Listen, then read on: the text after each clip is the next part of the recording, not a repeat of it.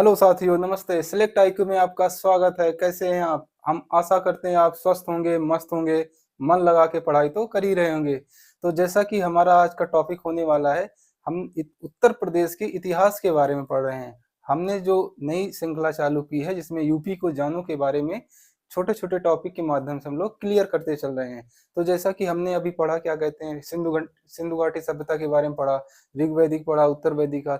अब उत्तर वैदिक काल के बारे में कुछ महाजनपदों का निर्माण होता है। कुछ महाजनपद, कुछ राजा जो अपना विस्तार करते हैं, जो पूरे उत्तर भारत में अधिक विस्तार रहता है। जैसे हमने बताया कि उत्तर पश्चिम भारत में आर्य लोग आए, उन्हीं से ये निकल के उत्तर भारत के बिहार, उत्तर प्रदेश, पंजाब, राजस्थान, मध्य, इन सब क्षेत्रों में विस्तृत फैले हुए थे। ये पढ़ने क्यों आवश्यकता है हमें कि इसको, इस महाजनपद को क्यों पढ़ा जाता है? महाजनपद को पढ़ने का एक सीधा सीधा एक कारण ये है क्योंकि इनकी जो सामाजिक, आर्थिक, राजनीतिक व्यवस्था थी वो वर्तमान की स्थिति से मिलती जुलती है। जैसे आप एक छोटा सा उदाहरण ले सकते हैं कि ये एक डेमोक्रेटिक कंट्री थी। यहाँ के जितने भी राजा हुआ करते थे वो जनता के द्वारा चुन के जाया करते। यहाँ वंशानुगत नहीं था कि राजा का बेटा ही राजा बनेगा, महेशमती का शासन ऐसा नहीं था। यहाँ पे क्या था कि लोग अपने प्रतिनिधि को चुनते थे, वही राजा होता था, वही पूरा राज्य देखता था इनका। तो ये व्यवस्थाएं थी यहाँ पे। इसीलिए 16 महाजनपदों का उल्लेख कहाँ मिलता है, इसको समझेंगे। इसके बारे में जाना कि 16 महाजनपद को क्यों पढ़ा जाता है। इसके पीछे का कारण यही रहा क्योंकि इसके एक डेमोक्रेटिक कंट्री थी, लोकतांत्रिक व्यवस्था यहाँ पे थी। जो अभी वर्तमान में हम लोग जैसे सांसद को चुनते हैं, विधायक को चुनते हैं, हम लोग पार्षद को चुनते हैं, तो ऐसा नहीं है कि पार्षद का लड़का पार्षद बन गया। तो वैसे यहाँ भी था कि महाजनपद काल में 16 महाजनपद थे, जिसमें कि 8 महाजनपद जो है उत्तर प्रदेश में पाए गए। 8 महाजनपद, कुल टोटल कितने थे? कुल देखा जाए तो 16 महाजनपद थे। कितने थे? 16, जिसमें से 8 पाए गए यूपी में। 8 यूपी में पाए गए, उत्तर प्रदेश। यहाँ से सीधे डायरेक्ट क्वेश्चन पूछता है एग्जाम में कि इस जनपद की राजधानी कौन है। मैचिंग मैचिंग में दे देगा, वहां पे पूछ लेगा। ये चाहे वनडे एग्जाम हो, चाहे आपका पीसीएस लेवल का हो, सब में ये क्वेश्चन उत्तर प्रदेश में पूछ ही लेगा। उत्तर प्रदेश से रिलेटेड पेपर हो रहा तो उत्तर प्रदेश से जरूर पूछेगा। अगर कोई स्टेट लेवल का या कुछ अदर लेवल का एग्जाम हो रहा है, तो जैसे एसएससी है, 10+2 है, तो वो कहीं ना कहीं एक क्वेश्चन यहाँ से आपका क्लियर हो जाता है। तो हमने मैप के माध्यम से दर्शाने की कोशिश इसलिए की है। माइंड मैप से अगर समझते हैं तो वो चीजें ज्यादा क्लियर रहती हैं। अब वो कह दिया कि मल्ल, तो आप सोचेंगे मल्ल पता नहीं कहाँ पड़ता है, तो कुशीनगर में पड़ता है। इसीलिए हमने यहाँ पे एक एक को लिख के रख दिया, उनकी राजधानियां लिख दी हैं, वो किस एरिया में पाए जाते हैं, जो पुराने नाम थे, जो नए नाम थे, इन सब को हमने यहाँ पे एक एक करके बारी बारी से हमने सबको दर्शा दिया है यहाँ पे। तो इसका सबसे पहले ये देखते हैं इनका स्रोत कहाँ से हुआ था।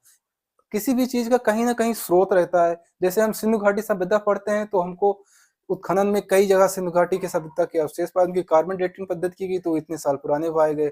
जब हम ऋग्वैदिक या उत्तर वैदिक काल पढ़ते हैं तो जब ऋग्वैदिक काल पढ़ते हैं तो ऋग्वेद में सारी चीजें मिल जाती हैं कि ऋग्वेद की कैसी व्यवस्थाएं थी। जब उत्तर वैदिक काल पढ़ते हैं तो ऋग्वैदिक की जो संहिताएं थी, सामवेद, अथर्ववेद, उपनिषद, अर्णक, इनसे सीख मिलती है कि ये उत्तर वैदिक काल रहा। ठीक उसी तरीके महाजनपद का जो व्याख्यान हुआ है, बौद्ध और जैन धर्म के दो ग्रंथ हुए हैं, उनसे हुआ। कई बार ये पूछा जाता है कि बौद्ध धर्म के ग्रंथ से आगंतुर निकाय एक आया, एक ग्रंथ है बौद्ध धर्म का आगंतुर निकाय। कई बार ये क्वेश्चन बनना है कि आगंतुर निकाय किस धर्म का ग्रंथ है, तो बौद्ध धर्म का ग्रंथ है। वो इसीलिए पूछता है बार बार एग्जामिनर। जैन ग्रंथ आपसे पूछे कि जैन ग्रंथ कुछ भगवती सूत्र, ये दो ऐसे ग्रंथ थे अपने पास जो महाजनपद काल के बारे में विशेष वर्णन मिलता है, विस्तृत वर्णन मिलता है, बौद्ध धर्म में भी और जैन धर्म में भी। तो इसलिए हमने यहाँ पे आपको इसको एक मैप के माध्यम से, आप कहीं ना कहीं पढ़े होंगे लेकिन हम उम्मीद करते हैं इस तरीके आप नहीं पढ़े होंगे।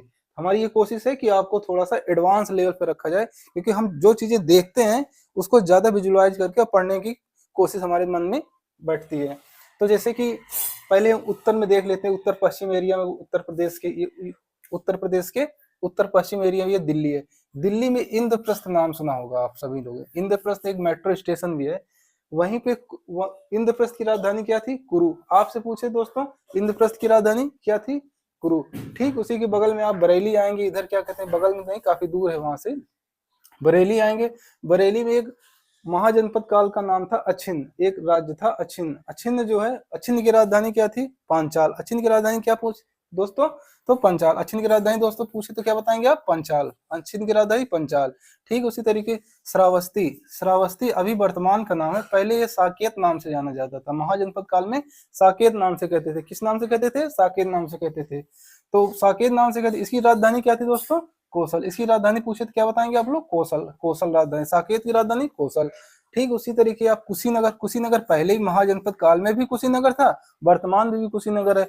उसकी राजधानी क्या थी दोस्तों, मल्ल। उसकी राजधानी क्या थी, मल्ल। ठीक उसी तरीके वाराणसी, वाराणसी बनारस जो अभी वर्तमान में भी है, इसी तरीके अभी भी इसका नाम वाराणसी है, महाकाल नगरी जिसे कहते हैं हम लोग। तो उसकी राजधानी महाजनपद काल में क्या थी, काशी। क्या थी, काशी। काशी के नाम से अभी भी वाराणसी को जाना जाता है।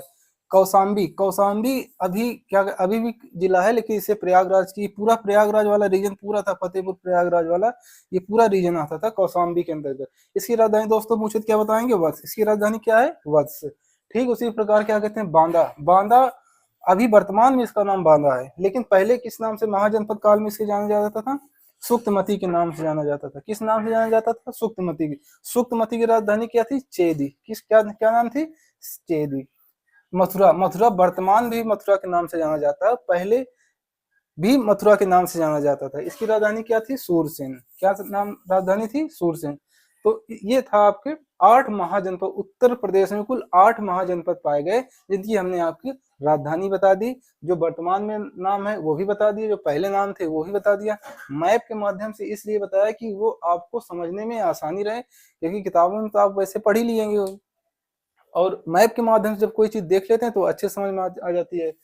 तो इसका अगर आपसे एक शब्द में कहीं आपको लिखा मिले कि मान लो जैसे कि 2 ऑप्शन मिल जाए कि महाजनपद, महाजनपद काल में राजा वंशानुगत थे, वंशानुगत चुने जाते थे, और एक ऑप्शन दूसरा ऑप्शन मिले महाजनपद काल में, महाजनपद काल में राजा का चयन, राजा लोकतांत्रिक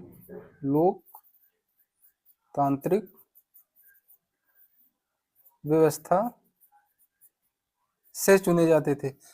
तो याद रखना दोस्तों, महाजनपद काल में हमने पहले ही बताया कि लोकतांत्रिक व्यवस्था थी। क्या थी, लोकतांत्रिक व्यवस्था थी, वंशानुगत नहीं थे। ये बात ध्यान रखना, काट देना और दूसरा ऑप्शन सही हो जाएगा। क्या व्यवस्था थी, लोकतांत्रिक व्यवस्था। वहां पे राजा को लोग ही चुनते थे, उसके बाद उसकी राजा चुने जाते थे, राजा शासन करता था। तो उम्मीद है कि ये वीडियो समझ में आ रही होगी। जो भी हो, आप सजेशन देना चाहे तो कमेंट में आप दे सकते हैं। तो उम्मीद करते हैं वीडियो समझ में आ रही हो, जैसा भी हो, और आशा करते हैं चीज़ें समझ में आ रही हैं। तो आप लाइक करिए, शेयर करिए और सब्सक्राइब जरूर कर देना। तो जैसा कि हम हमेशा कहते हैं, जीवन का मृत्यु है, जीवन का सत्य है मृत्यु, और हमारे आपके जीवन का सत्य है किताबें। तो किताबें उठा लीजिए, पढ़ते रहिए, मस्त रहिए, स्वस्थ रहिए। जय हिंद दोस्तों।